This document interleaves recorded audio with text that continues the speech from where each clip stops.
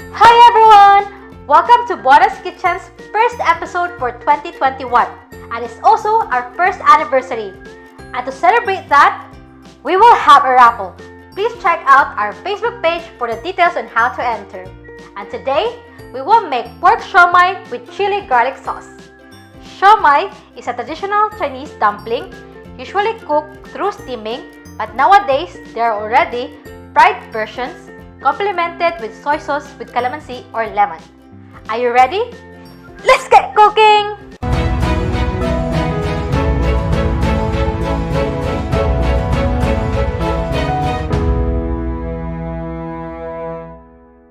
For the siomai, we will need 500 grams of minced pork, half cup of grated carrots, half cup of onions minced, 1 tablespoon of sesame oil, 1 medium egg, 1 teaspoon of salt, and 1/4 teaspoon of pepper.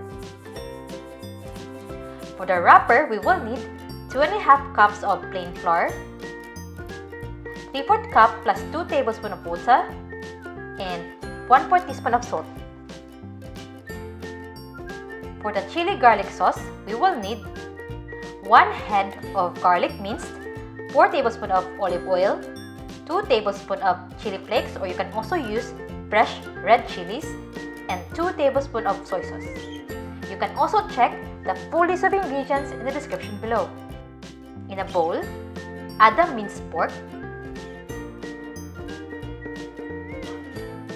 grated carrots,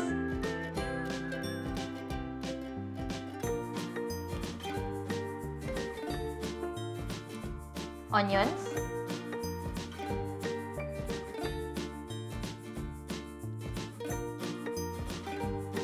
sesame oil,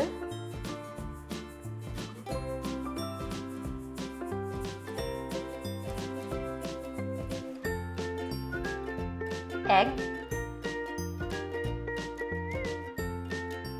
salt,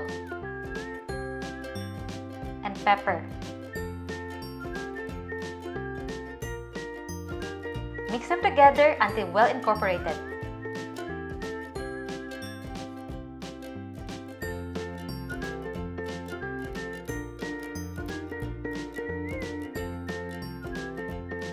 Then, set this aside or chill this in the fridge. In another bowl, add the plain flour,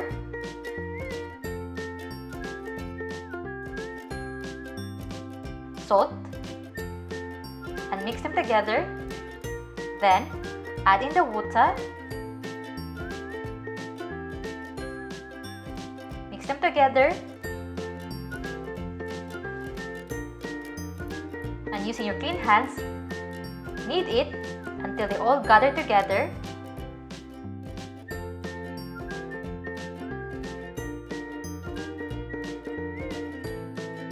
If your dough is too dry, add a bit of water, a tablespoon at a time. And continue kneading until it becomes smooth.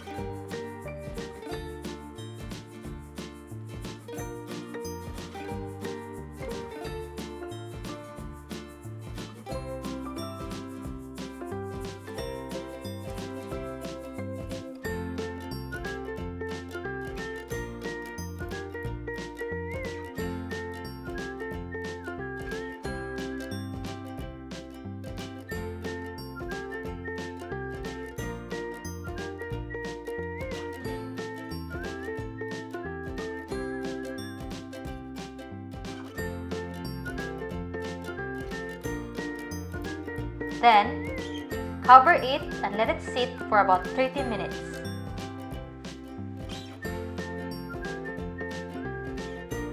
After 30 minutes, knead it again for about 3 to 5 minutes.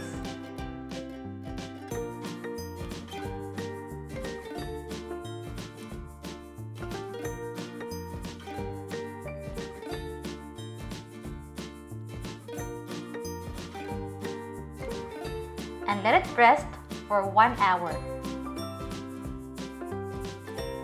For the sauce, add the olive oil in a pan on low heat.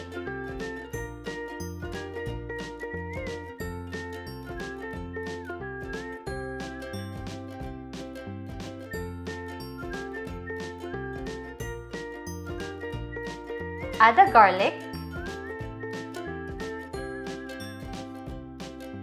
and saute it.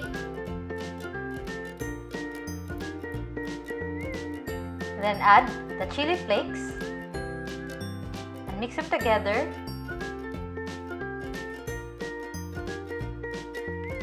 Add the soy sauce and continue mixing and cook it for about 3 to 5 minutes. After cooking, remove it from the heat and set it aside. After 1 hour, transfer the dough into a floured surface. By the way, I use corn flour to flour the surface. Cut it into half.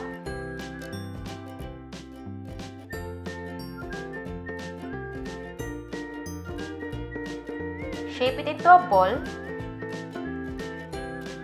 And using a rolling pin, flatten it.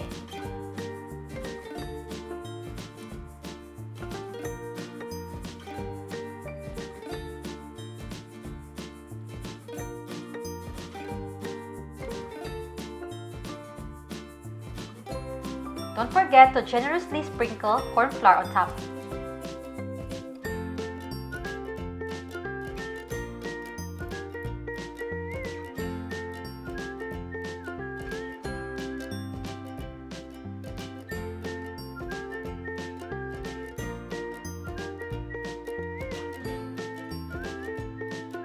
Roll it into the rolling pin.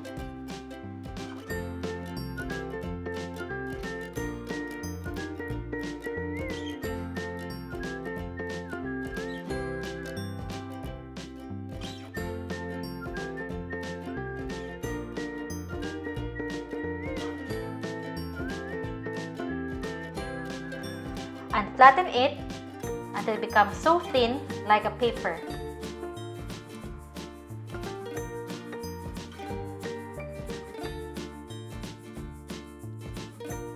Then, cut circles.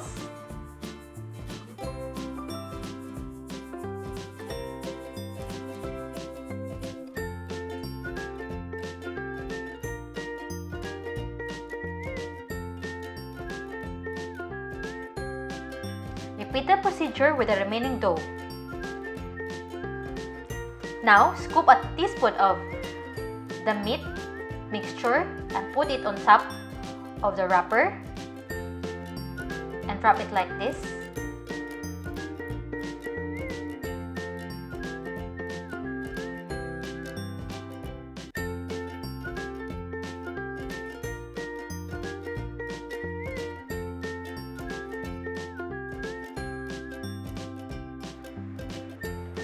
By the way, if you have extra wrapper, you can freeze them for later use.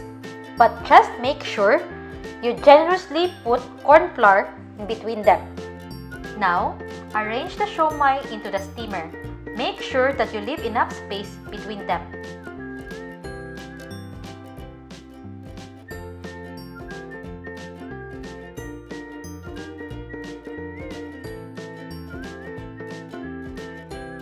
Steam it for about 30 minutes. And here's our finished product! Siomai is so delicious and is also very simple to prepare. I hope you're going to try this recipe. Siomai is so good with chili garlic paste or sauce on top.